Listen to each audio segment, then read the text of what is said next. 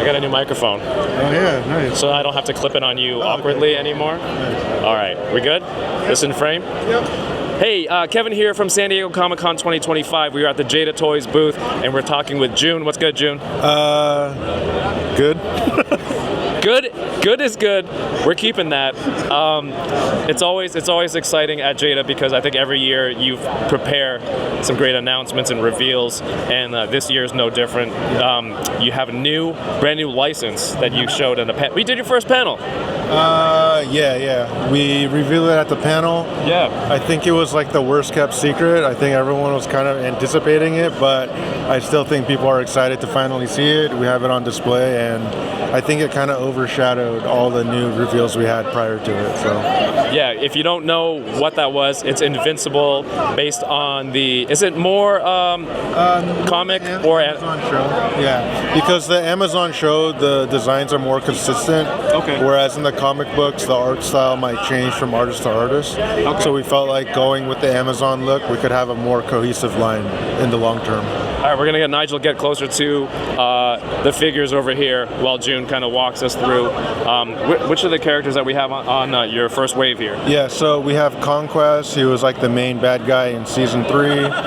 We have the season 3 look of Invincible in his black and blue, which is like a new look for him, and there hasn't been really action figures of this look recently, so that's why we went for the more like unique, different look.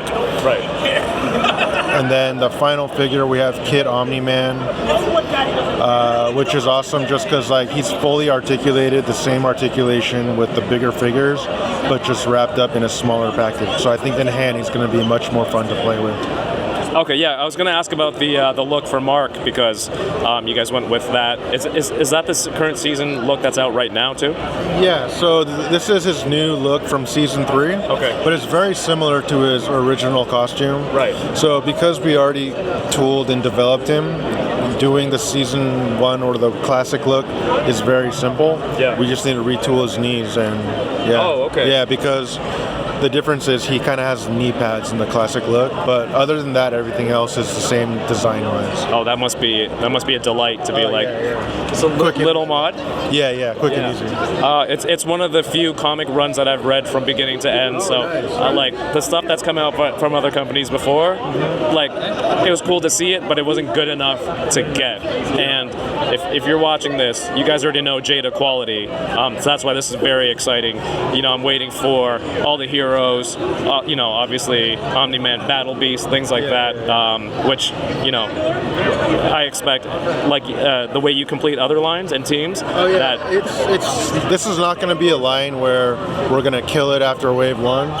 We're going to go deep in this line. So all the characters that you expect or want, they're all coming. Yeah. Hell yeah.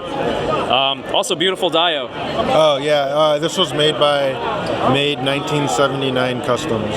All right. Another Dio maker with random numbers in their name. Just kidding. 796 Studios has his Cyberpunk display up here, and you've got were these updated or from last time you showed them? Yeah, so last year we showed Rebecca and Maine. The versions you're seeing in the display are much more improved versions.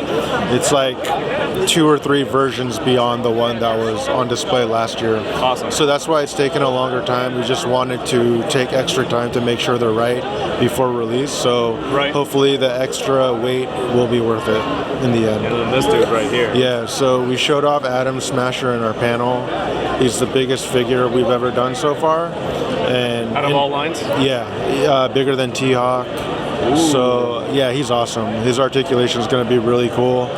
And in person, he's just huge and imposing. It's awesome. Yeah. Sorry, I don't know if I asked this. Is there like an ETA on release? Has that been announced yet? So before the first half of next year. Okay. Yeah. Awesome.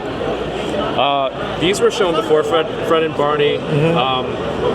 They're on Fred and Barney were shown before. They're on display here right now. Any updates with those two? Yeah, so the ones we had on display in previous conventions were prototypes. The ones in the display today are from the tooling. Okay. So it's like 90% done.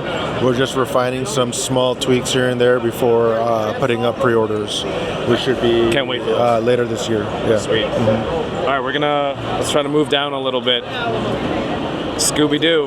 I see a lot of people are getting videos out there, right, of the figures. Yeah. And you got some new ones on display here.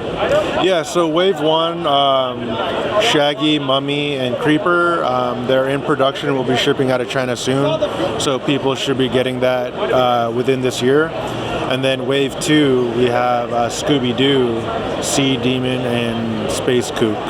So Scooby-Doo we've shown before at New York. I think we debuted it, but the version you see here is a much new and improved version. And then at Comic-Con this year, we showed off Sea Demon and Space Kook. Okay. Yeah. Beautiful. Right below. Again, everything is looking fantastic. Yeah. What's good? What's new that you want to show people here?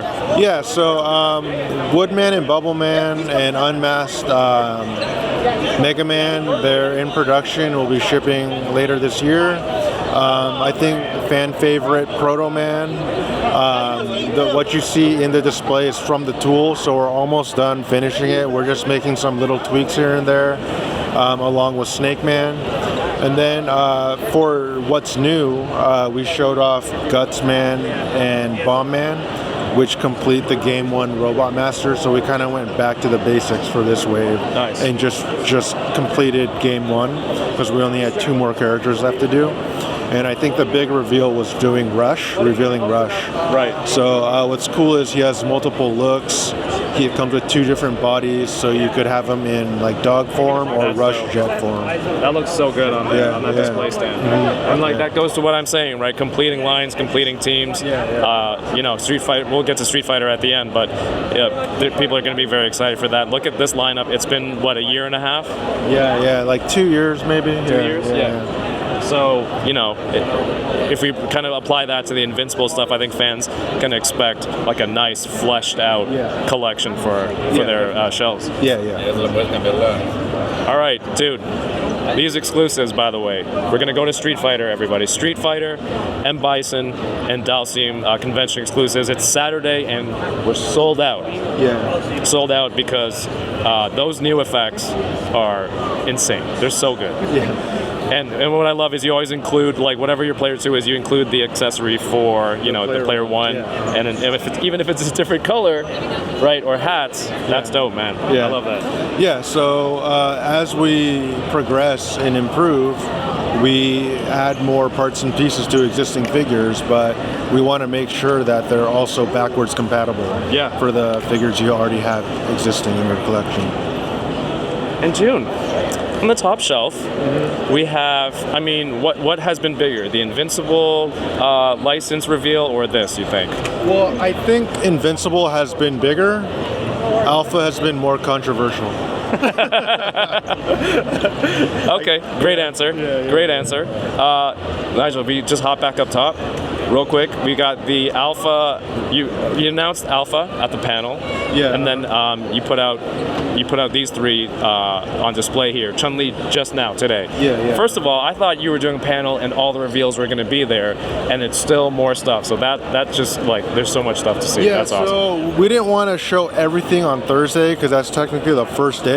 Right. We still wanted. we wanted the panel to be substantial enough where we show a lot of new. Yeah. But we also wanted to save some things to pepper in throughout the weekend to keep the excitement going. Yeah. You got to keep people coming back. I get that. Chun-Li was just out today. What can you highlight up there about the one we're seeing? For Chun-Li, I think we are doing another iteration of Street Fighter, but compared to Street Fighter 2, Chun-Li's outfit is much different than our Street Fighter 2 counterpart. So even though it's the same character, it's almost a new character just because the design is completely different. Yeah. And I think Ryu and Chun-Li are the 2 classic characters, and in the panel we kind of wanted to showcase that we're taking what we've done and trying to improve and doing a better version of them, and it was just a good opportunity to use a new game to showcase our personal improvement on them. So yeah. This wave here, a couple of characters left to release. Yeah, so we're almost done with Street Fighter 2. All the new 5 new characters that people don't have yet should be concluded before the first half of next year. Okay. Yeah, so that's exciting. We finally did it. That was the goal from day one, and so the finish line is very close. Yeah. Can't wait. Yeah. For that. It looks so good. Oh yeah. How close to production is this version here? That version in the display is like 90% done. So that's from the tool. We're just making some small tweaks here and there. I love that. Yeah. Yeah, I see. I think I've seen some people start to get Vega, right? I brought back Blanca from Japan. Oh, nice. That was a big boy in Sagat. I was like, oh, it's so good. I should get it at home. But dude, they're like, the boxes are huge, and they just look great in scale with everyone here. Yeah. So I think that's the first reaction for most people once they got Sagat and Blanca in hand. They're like, whoa, this is a lot bigger than I thought it was going to be. Yeah. So it kind of justifies it being a deluxe versus a standard. So yeah, I mean, we want to make sure all the characters are properly scaled with each other. So if that means having to break the current mold and go bigger, that's what it's going to take to make sure the characters are all in scale with each other. So good. Nigel, you got any questions for Juhn? My question is, how much money do you think you're making off of me because I bought all of these? You probably funded the whole thing. Great answer. Oh yeah, dude. And also Player 2 Fei Long showed up in GameStop nice, Canada. Nice. Yeah. It's only $30 Canadian. Oh yeah. So I don't. Yeah. You need to make some calls. Yeah, we're probably losing money on that one. Well, I'm kidding. I don't know. No, yeah, it's crazy. So GameStop, back to EB Games now in Canada, the name change and ownership. But great place to pick up Jada there. Lots of great stores. Juhn, anything you want to say to the people about Jada Toys, what to expect coming up? Yeah, so thanks for checking us out. We've prepared a lot of new figures for you guys this year, and we're just going to continue to improve and come out with new and exciting figures for you guys. So thanks for the support. Hell yeah. Dude, thank you, man. It's always great to chat with you. One of my favorite stops. Oh, thank you.